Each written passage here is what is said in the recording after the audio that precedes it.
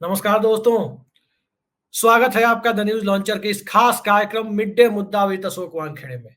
Mid day मुद्दा with Ashok Wankhede कार्यक्रम में आप आज हम चर्चा करने जा रहे हैं सरकार के द्वारा लाए जा रहे एक ऐसे कानून की जिससे आजाद भारत में 142 करोड़ लोगों की स्वतंत्र आवाज को दबाने की साजिश माना जा रहा है। आखिर सरकार भारतीय संविधान में मूल अधिकारों के तहत एक बेहद महत्वपूर्ण मूल अधिकार फ्रीडम ऑफ एक्सप्रेशन आर्टिकल 19 को मानने के लिए तैयार क्यों नहीं है और क्यों इस पर बंदिश लगाने के लिए स्वतंत्र आवाज का गला घोंटने के लिए प्रसारण सेवा अधिनियम लाया जा रहा है। आखिर इसकी जरूरत क्यों पड़ी कि ब्रॉडकास्ट सर्विस रेगुलेशन बिल लाने की जरूरत सरकार को पड़ रही है। इस पर जनता से सुझाव मांगे गए थे और अभी मंत्रालय के अंदर सरकार के अंदर इस पर तमाम तरह से जो खबरें आ रही है कि इस बिल के ड्राफ्ट को अंतिम रूप देने की तैयारी चल रही है। क्या संसद में सांसद इसे पास होने देंगे? क्या गठबंधन के दौर में सरकार की हठधर्मिता स्वतंत्र आवाज को दबाने की हद तक चली जाएगी? और कंटेंट क्रिएटर जो असली उद्देश्य इसका है कि यूट्यूब, फेसबुक और इंस्टाग्राम के माध्यम से, ट्विटर के माध्यम से और सबसे ज्यादा यूट्यूब के माध्यम से जो आम जनता तक जो लोग अपनी बातों को पहुंचा पाते हैं, चाहे वो मीडिया कर्मी हो या आम आदमी हो या कोई स्वतंत्र कंटेंट क्रिएटर हो या कोई ब्लॉगर्स हो, आखिर उसकी बात को दबाने की कोशिशें क्यों की जा रही है? क्या इसी की कल्पना हमारे संविधान निर्माताओं ने की थी? क्या इसी परिस्थिति के लिए भारत को तैयार किया जा रहा है जिसमें एक तरह से सत्ता इस देश में लोगों के निजी जीवन और आचरण व्यवहार को भी नियंत्रित करने, उनकी जुबान पर रोक लगाने की हद तक पहुंच जाए? क्या है हालात और इस बिल से इस देश में कितना बड़ा खतरा उत्पन्न हो सकता है? इसी के ऊपर चर्चा के लिए हमारे साथ मौजूद है वरिष्ठ पत्रकार और जाने माने राजनीतिक विश्लेषक अशोक वानखेड़े जी। अशोक वानखेड़े जी, बहुत बहुत स्वागत है आपका हमारे इस नमस्कार कार्यक्रम में। नमस्कार नमस्कार। आपने बिल के मसौदे को देखा होगा और बिल के मसौदे की जो बातें बाहर सामने आ रही है उसे भी आपने देखा। क्या लग रहा है आपको कि इस तरह के बिल के माध्यम से जो स्वतंत्र आवाज आज की तारीख में टेलीविजन, अखबार, इन सब से ज्यादा स्वतंत्र रूप से सीधे सीधे जनता के बीच 2 जीबी 1.5 जीबी डेटा के माध्यम से पहुंच रही है, क्या उसे पहुंचने पर से रोक दिया जाएगा? क्या सूचनाओं के प्रवाह पर एक बंदिशें खड़ी की जा रही है? देखिए अभिषेक जी, 2014 के बाद जब मोदी जी का अवतरण दिल्ली में हुआ और उसके बाद मोदी जी सत्ता में आने के बाद जो धीरे धीरे पूरा मीडिया उन्होंने कब्जा कर लिया, या तो मीडिया गोदी हो गया या अपने फायदे के लिए, या हर एक का कहीं ना कहीं पूंछ पे पैर रखा गया। एक एनडीटीवी था जो एक स्पष्ट रूप से सूचनाएं देने में विश्वास रखता था, बाकी तो सब गलत सूचनाएं देने में ज्यादा विश्वास रखते हैं अभी। उसके बाद जब सोशल मीडिया पे काम शुरू हो गया और एनडीटीवी को अडानी ने टेक ओवर किया, उसके बाद तो टेलीविजन चैनल में ऐसा कोई बचा ही नहीं कि जो कहे कि मैं निष्पक्षता के साथ पत्रकारिता कर रहे हैं। और फिर लोगों का भी ध्यान सरकारी, मतलब एक समय ऐसा था, याद कीजिए पुराने कांग्रेस के दिन, ये दूरदर्शन लोग देखना ही मना, क्योंकि वो राजीव गांधी से शुरू होती थी खबरें और राजीव गांधी पे बंद होती थी। तो वही दूरदर्शन जैसा हाल हर चैनल का हुआ। अखबार भी वही परोसने लगा जो सरकार को सूट होता है, झूठ फैलाने लगा और तमाम वो बातें जो इस देश की गंगा जमुना जो संस्कृति है हमारी, जो कल्चर है, उसका जो ताना बाना जितना तोड़ सकता है उस तोड़ने का प्रयास पब्लिकेशंस ने किया। ऐसे में सोशल मीडिया जो लोग झुकना नहीं जानते, जो लोग पत्रकारिता के प्रति प्रतिबद्ध है और जो लोग लगातार सरकार को सवाल पूछते हैं कि जो भी सत्ता में होगा सवाल उसको पूछा जाएगा। कर्नाटक में हम येदियुरप्पा जी को नहीं कहेंगे कि कर्नाटक में ये क्या हो रहा है, कर्नाटक में इतना भ्रष्टाचार क्यों हो रहा है, येदियुरप्पा जवाब नहीं देंगे, ये सिद्धारामैया जवाब देंगे। केरल में यदि कुछ गया गलत हो गया तो विजयन जवाब देंगे। बंगाल में ममता जी को सवाल पूछा जाएगा, वहां बीजेपी को सवाल नहीं पूछा जाएगा। लेकिन केंद्र में और जहां बीजेपी शासित राज्य है, वहां यदि गड़बड़ होती है तो सवाल तो सत्ता को पूछा जाएगा। ये सत्ता में जो बैठे लोग हैं, ये सवाल सुनने के आदी नहीं। जी। ये आलोचना सुनने के आदी नहीं,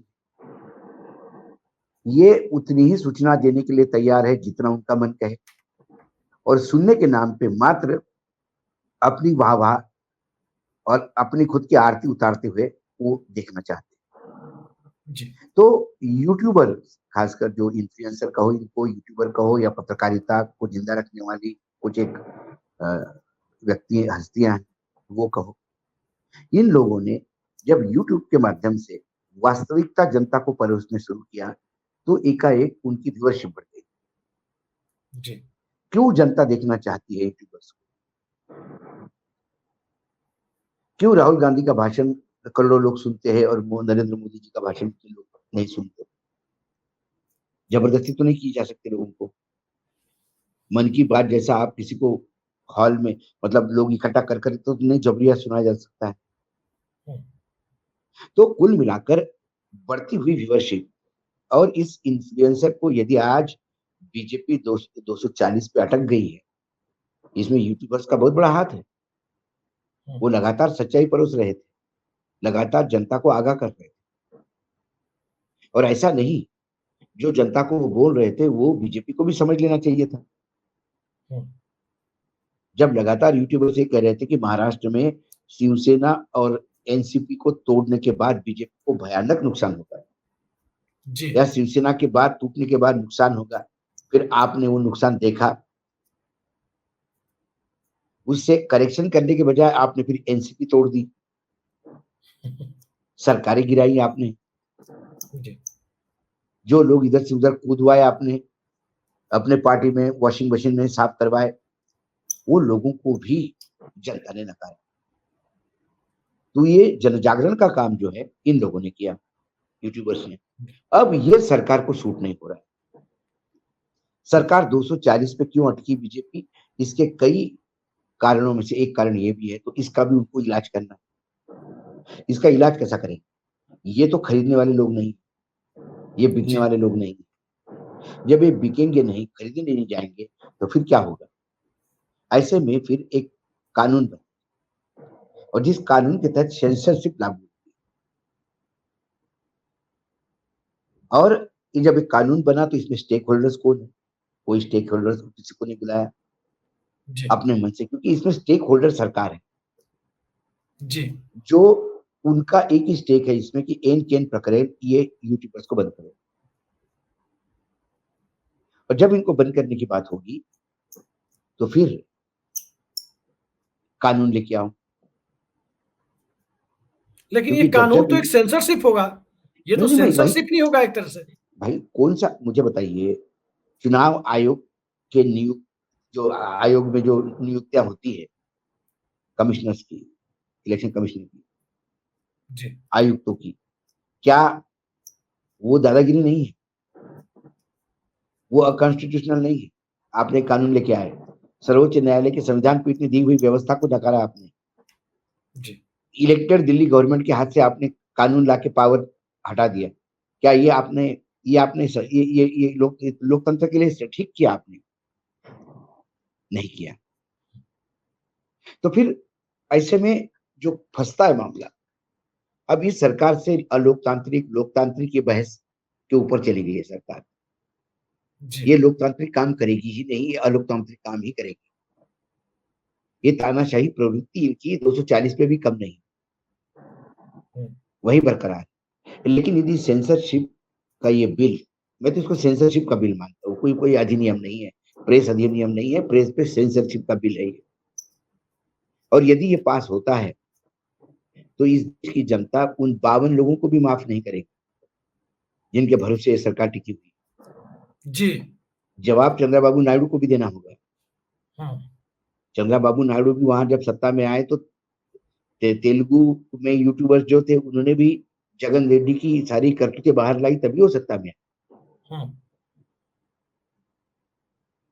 तो आप ये नहीं कह सकते कि उनको मदद नहीं। चंद्रबाबू नायडू की बात आप कह रहे हैं, जब इंडिया अलायंस में थे नीतीश कुमार, वो पत्रकारों से जब मिलते थे एक ही बात कहते थे। उस क्लिप को देख सकते हैं आप, सैकड़ों क्लिप मिलेगी आपको यूट्यूब पर, जिसमें वो कहते थे कि आपका जो दिल्ली वाला बैठा हुआ है, आप हम लोग हमसे बाइट ले जाइए, कुछ दिखाइएगा, कुछ दिखा पाइएगा। तो इस सरकार को बदलने दीजिए, फिर आप लोग पहले की तरह हो जाइएगा, आजाद हो जाइएगा। वो भी सरकार के साथ जाकर के बैठ गए हैं, उनके रहमो नहीं करम तो पर ये सरकार चल रही क्या है क्या और सब इस चुपचाप देख रहे हैं कि ऐसा बिल आ रहा है। ये बिल आएगा, इस बिल आने के बाद इस पे बहस भी हो, या हो सकता है बिना बहस का पास हो। बहस ही नहीं करवा, ये तो कुछ भी करवा सकते हैं, जैसे किसान के तीनों बिलों को आधा आधा घंटे में निपटा दिए थे। जी। क्या ये बिल इस देश की जनता की आवाज रोक पाएगा? क्या इन्फ्लुएंसर्स को रोक पाएगा? आप कितने लोगों को ब्लॉक करोगे? जी। जब सुभाष चंद्र बोस की आवाज जर्मन रेडियो से पूरे देश ने सुनी, तो क्या ब्रिटिशर्स रोक पाए? एक एक एक बता एक महत्वपूर्ण घटना हुई है अभी 24 घंटे के अंदर। बांग्लादेश में आरक्षण को लेकर आंदोलन चल रहा है और उस आरक्षण की से जिस प्रकार से प्रदर्शन वहां हो रहे हैं, उन प्रदर्शनों के बाद शेख हसीना सरकार ने यूट्यूब, ट्विटर और तमाम तरह के सोशल मीडिया प्लेटफॉर्म्स को, टिकटॉक, सबको बैन कर दिया है। क्या हिंदुस्तान बांग्लादेश के रास्ते जा रहा है? हम तो 2014 के बाद तो धीरे धीरे नहीं, अभी 2019 के बाद तो पूर्ण रूप से तानाशाही प्रवृत्ति के लोग हैं जो सरकार में बैठे हैं। जी। ये देश तानाशाह चला रहा है, सबको पता है। जी। सर्वोच्च न्यायालय के निर्णय को रद्दी की टोकरी दिखाई जाती है, न्यायालय को झूठ बोला जाता है, सदन पे झूठ बोला जाता है, और अभी फिर प्रधानमंत्री ने सदन में झूठ बोला। फिर उन्होंने कहा कि इस जनता ने हमको तीसरी बार सत्ता में बिठाया क्योंकि हमने गरीबों की सेवा की है। और विपक्ष लगातार झूठ फैलाता रहा, फिर भी हम जीत गए।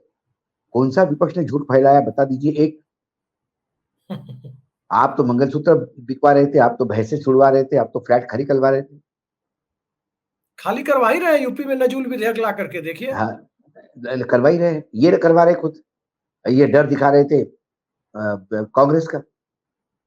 जी। तो कुल मिलाकर जब आपको संसद की गरिमा भी नहीं रही, एक पावित्र्य होता है संसद का, वहां कभी झूठ नहीं बोला जाता, हर चीज रिकॉर्ड पे। जी।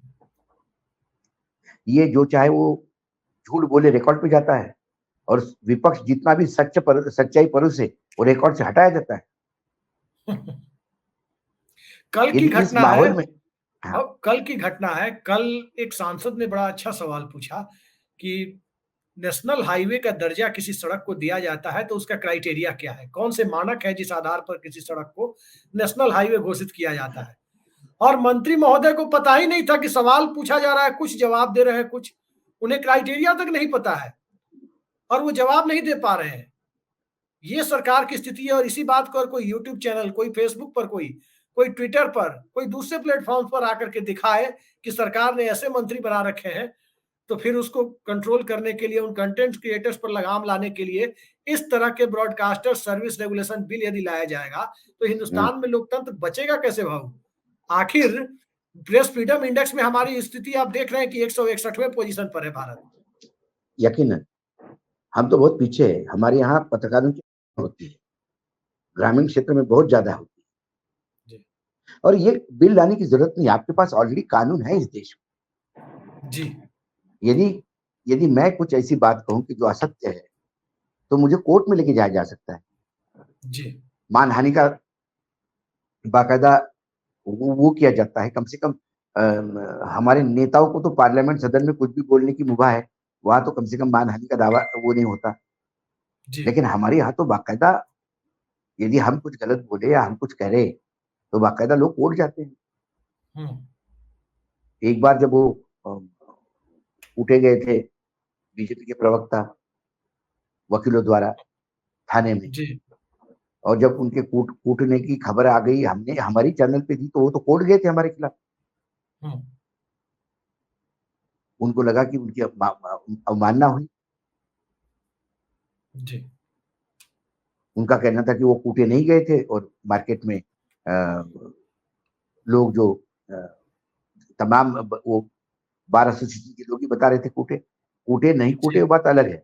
लेकिन जब वो कोर्ट जा सकते हैं, तो सरकार भी कोर्ट जा सकती है। सेंसरशिप लाने का क्या मायना है? क्योंकि सरकार सच्चाई जनता तक पहुंचने नहीं देना चाहती। जी। सच्चाई और जनता के बीच में सरकार खड़ी हो जाना चाहिए थी दीवार बन के। हम्म। अच्छा, उसमें कौन रेगुलेट करेगा? कौन होगा ये तय करने के लिए कि ये सही गलत है? जी। अधिकारी लोग तय करेंगे। नहीं, और सवाल ये उठता है। जी। सवाल ये उठता है भाऊ कि आप देखिए, पवन खेड़ा ने भी कुछ बुनियादी सवाल आज उठाए हैं, जो कांग्रेस के मीडिया सेल के इंचार्ज हैं। बहुत हाँ, बुनियादी सवाल उठाए कि अभिव्यक्ति की स्वतंत्रता का मामला है, इस बिल को बनाने के लिए पत्रकार और जो स्टेक होल्डर है उनको नहीं लिया गया है, तमाम नहीं सवाल नहीं अपनी बिल्कुल नहीं। जगह। और क्या? इसमें एक महत्वपूर्ण सवाल ये है, जो हमारे अपने दर्शकों से जानना चाहते हैं, नीट की परीक्षा में पेपर कहाँ लीक हुआ? पहले तो सरकार मानने के लिए तैयार नहीं थी। ठीक इसी तरीके से इलेक्टोरल बॉन्ड्स की लड़ाई सोशल मीडिया ने लड़ी, कोई गोदी मीडिया वाला इस पर बोलने को तैयार नहीं था। बोलने को तैयार नहीं थे। ठीक ठीक किसानों की लड़ाई, आप देखिए कौन लड़ रहा था? सोशल मीडिया लड़ रहा था। ठीक इसी तरीके से आप जाकर के देखिए, छात्र प्रदर्शन कर रहे हैं, अग्निवीर को लेकर प्रदर्शन हो रहा है। ओल्ड पेंशन वालों की मांग सबसे ज्यादा न्यूज़ लॉन्चर से ज्यादा मुझे नहीं लगता है कि किसी और दूसरे ने उठाई होगी इस मुद्दे को।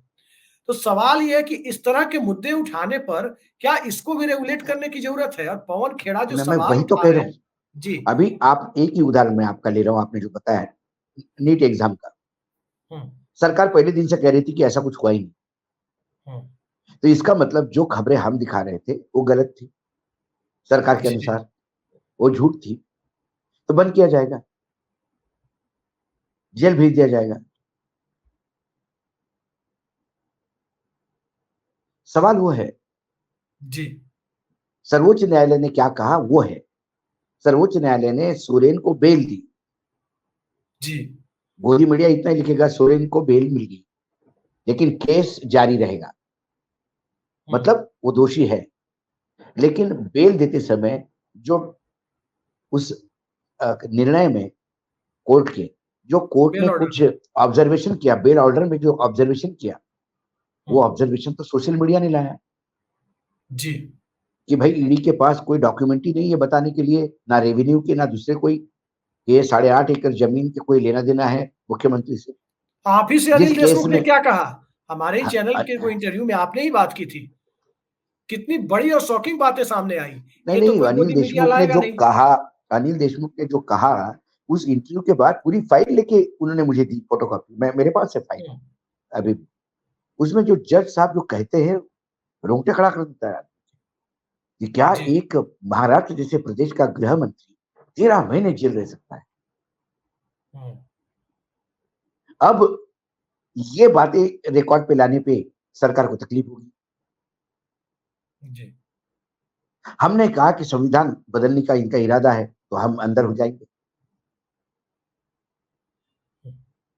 और प्रधानमंत्री ने कहा कि इसका मंगलसूत्र उसको दे दिया जाएगा तो बिल्कुल लोग तालियां बजाएंगे उसमें। हो सकता है उनको कोई साहित्यिक अवार्ड मिल जाए, उसमें नया साहित्य गढ़ा उन्होंने। तो कुल मिलाकर जब हम देखते हैं तो चीजें क्या हो रही है, ये सरकार पूर्ण रूप से सच्चाई का गला घोटने के लिए आमादा है। जी। और ये सच्चाई का गला घोटने मतलब, ये तो मैंने तो पहले भी कहा था अभिषेक जी, सच्चाई जो है वो प्रेशर कुकर जैसा है। हम्म। ज्यादा प्रेशर हो गया तो कुकर फटेगा। जी।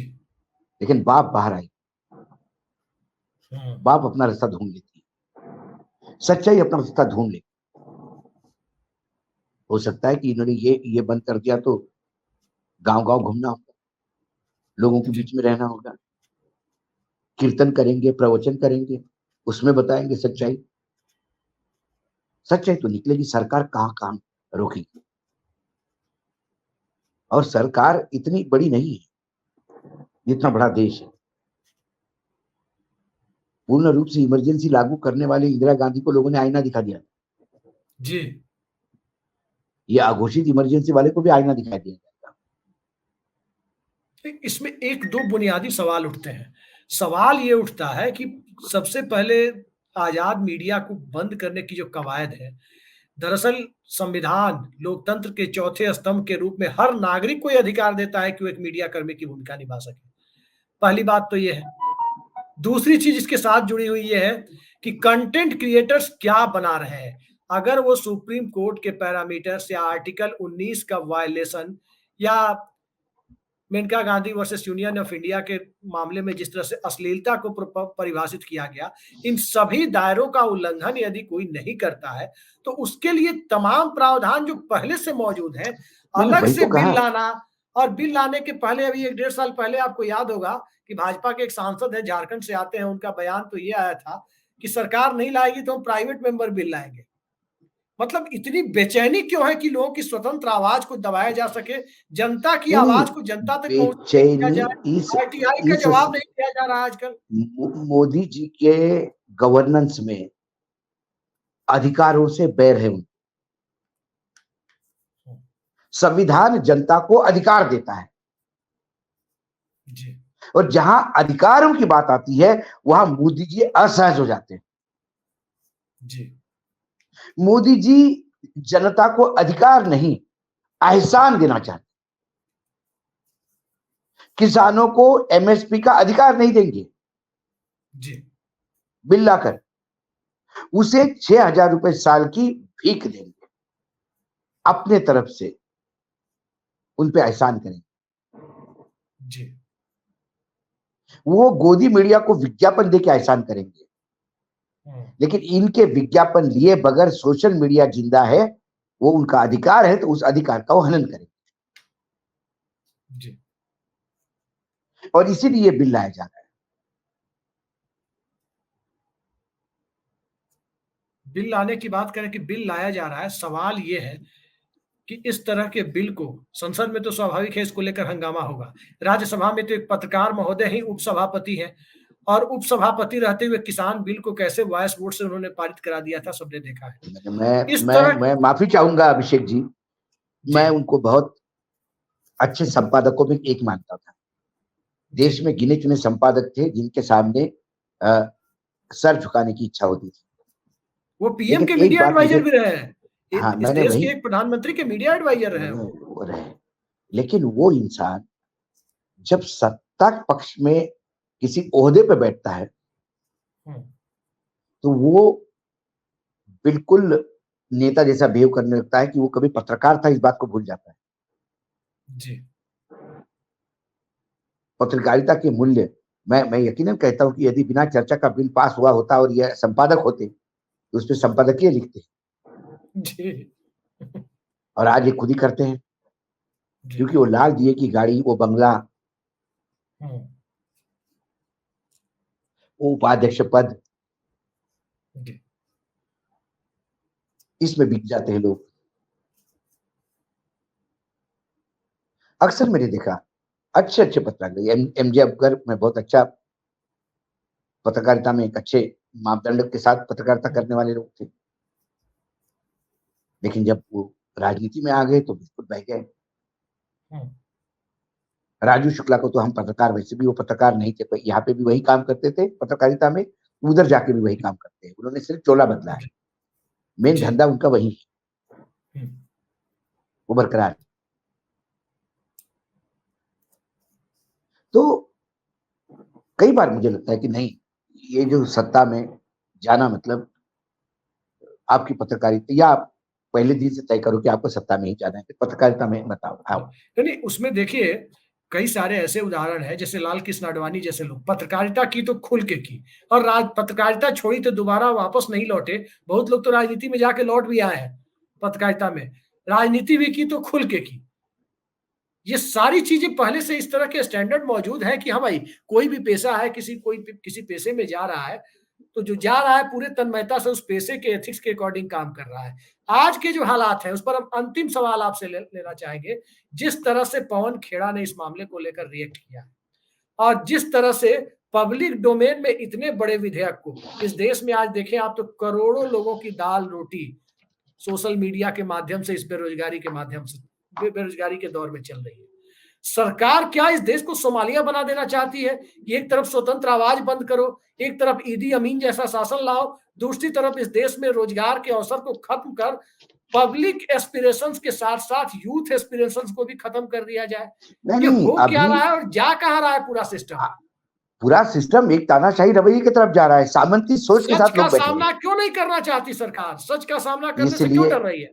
क्योंकि सरकार जब से सत्ता में है तब से, वर्तमान नेतृत्व जब से सत्ता में है तब से मुंह खोलती है तो झूठ बोलती है। जी जिनका बेस ही, जिस इमारत का पाया ही, जिस इमारत की नींव जो है वो झूठ के बुनियाद पे टिकी, जी उससे सच्चाई की अपेक्षा नहीं कर सकते आप। जी आप मत सच्चाई की अपेक्षा, आप मत सच बोलिए, आपसे अपेक्षा नहीं है, लेकिन जो सच्ची आवाज यदि देश में है तो उसको क्यों गला घोट रहे हैं आप? जी आपको झूठ बोलने की आदत है, सच बोलना आपको सुहाता नहीं। ठीक है, अपनी जी जगह आपका व्यक्तिगत मामला है, व्यक्तिगत आपके विचार है, आपकी आपका ब्रिंगिंग का पैसा है कि आप सच से दूर रहते हो और झूठी झूठ परोसते हैं, लेकिन फिर सच से नफरत क्यों करते हैं, ये प्रॉब्लम। सच से नफरत इसलिए हो रही है क्योंकि इनका झूठ बार बार उजागर हो रहा है। ये तो झूठ इस पे भी उजागर हो ऑब्जेक्शन लगा पाएंगे कि जी प्रधानमंत्री जी ने डॉलर की कीमत पे क्या बोला था मुख्यमंत्री होते हुए, रुपए डॉलर की तुलना में रुपया गिर रहा है तो क्या क्या गिरता है और कैसा होता है और क्या होता है, जी वो क्लिपिंग दिखाना भी पाप होगा।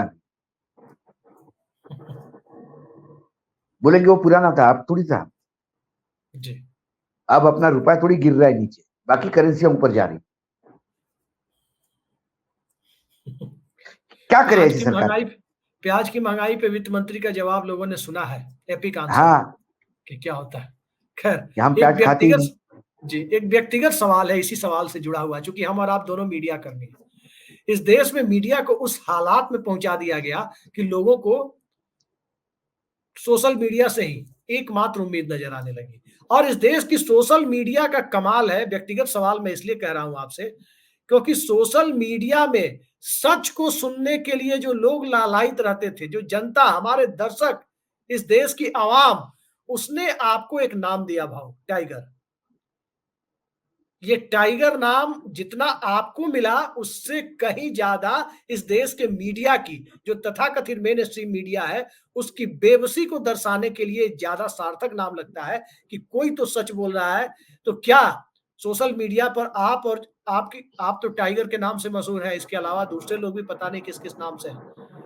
इन सब की आवाज को बंद करने के लिए और सोशल मीडिया के माध्यम से एक व्यक्ति जिसे लोग सुनना चाहते हैं, आपने देखा होगा आपकी क्लिपिंग कितनी वायरल होती है। आपने ये भी देखा होगा कि ध्रुव राठी को बड़े-बड़े, बड़ी-बड़ी स्क्रीन पर, चौक-चौराहे पर लोग, बंगाल और देश के दूसरे हिस्से में लोग अपने खर्चे से लगवा कर सुन रहे थे और वहां लोगों की भीड़ इकट्ठा हो जाती थी देखने सुनने के लिए। ये हालात है इस देश में लोकप्रियता की, शायद फिल्मी सितारों को भी ये लोकप्रियता और क्रिकेटरों को भी नसीब नहीं है। इस हालात में क्या सरकार इस देश में लोगों की आवाज को लोगों तक पहुंचने से वंचित करने का जो रास्ता अख्तियार करती जा रही है, इस रास्ते में आपको क्या लगता है, इस देश की संसद और इतना मजबूत विपक्ष उसे कामयाब होने देगा? देखिए, मजबूत विपक्ष कामयाब नहीं होने देगा, जन जागरण की जरूरत है, हम सब लोगों को रास्ते पे उतरना भी पड़ेगा, लड़ना भी पड़ेगा ये जी अपने अधिकारों के लिए। दूसरी बात है, आपने कहा मुझे कि लोग मुझे टाइगर कहते हैं, कि ठीक है, लोगों ने एक नाम दिया, लोगों को लगता है दहाड़ता है, सच्चाई को लेके बोलता जी है, सो अपनी जगह पे है। लेकिन एक बात मैं दर्शकों को आश्वस्त कर देता हूँ, ना ये टाइगर पिंजरे में पकड़ लिया जा रहा है, ना ये टाइगर सर्कस भर्ती हो रहा है, ना ये टाइगर किसी जू की शोभा बढ़ाएगा, ये जी जंगल में रहेगा, ऐसा ही दहाड़ेगा, ना इसका कोई शिकार कर पाएगा। तो नहीं, सच्चाई लाना, पार्लियामेंट में एक पिंजरा सच लगा हुआ है, कुछ लोग उसमें बंद थे। नॉट बेचारे, अब नॉट बेचारे। नॉट बेचारे पत्रकार, हाँ, जी क्योंकि वो पत्रकारों को भाई, वो पत्रकारों को बेचारे नहीं मानते। जी बेचारे तो हमारे स्पीकर महोदय हैं कि जो अपनी ड्यूटी भी ठीक से नहीं कर पाते बेचारे। जी, ये हालत है और पूरे देश में जिस प्रकार से हालात बनते जा रहे हैं, स्वतंत्र आवाज को दबाने की कोशिश हो रही है। और अब तो ऐसा देखने को मिल रहा है कि संसद के अंदर सरकार के मंत्री, जिन्हें आमतौर पर शांत स्वभाव का रहना चाहिए, सरकार के मंत्री कल जिस प्रकार से रेल मंत्री को रील मंत्री कहे जाने पर भड़क गए और हनुमान बेनीवाल ने जिस प्रकार के आरोप लगाए हैं कि माइक ऑफ करके जिस तरह की धमकी उन्हें दी गई, अगर ये बातें सोशल मीडिया में कोई हनुमान बेनीवाल के माध्यम से लेकर आएगा तो कंटेंट के क्रिएटर के ऊपर सवाल उठेंगे। कोई एक बाबा यकीनन। रामदेव की क्लिप की 30 रुपए में पेट्रोल मिलेगा, 35 रुपए में, उस क्लिप को लाकर बाबा रामदेव से सवाल पूछेगा, कोई नोटों में चिप लाने वाला सवाल किसी से पूछेगा तो उसको रोकने के लिए कंटेंट क्रिएटर्स बिल लाया जाएगा। कोई इलेक्टोरल बॉन्ड पर सवाल पूछेगा, बेरोजगारी, महंगाई और किसानों की दुर्दशा पर सवाल पूछेगा, तो कंटेंट क्रिएटर्स को रोकने के लिए, उन आजाद जुबान को बंद करने के लिए इस प्रकार के विधेयक लाए जाएंगे। और यही मौजूदा दौर में भारत सरकार के द्वारा तय की गई, मौजूदा सरकार के द्वारा तय की जा रही लोकतंत्र की और चौथे खंभे की यही परिभाषा है। तो क्या इस परिभाषा को इस देश की जनता कामयाब होने देगी? क्या इस परिभाषा को स्वीकार करने के लिए तैयार है? देखते हैं जनता कितनी तैयार है, हमारे दर्शक कितने तैयार है। भाऊ, आज हमारे कार्यक्रम में आपने मिड डे मुद्दा कार्यक्रम में इतने महत्वपूर्ण विषय पर, जिसमें जनता से, छात्रों, नौजवानों, किसानों, बेरोजगारों, सबके मुद्दे हैं, पर्यावरण के मुद्दे हैं, दलितों के मुद्दे हैं, आदिवासियों के मुद्दे हैं, इन सब की सबसे बुलंद आवाज को अब बंद करने की जो कोशिशें हो रही है, उस मुद्दे पर आपने प्रकाश डाला। बहुत बहुत धन्यवाद आपका। नमस्कार।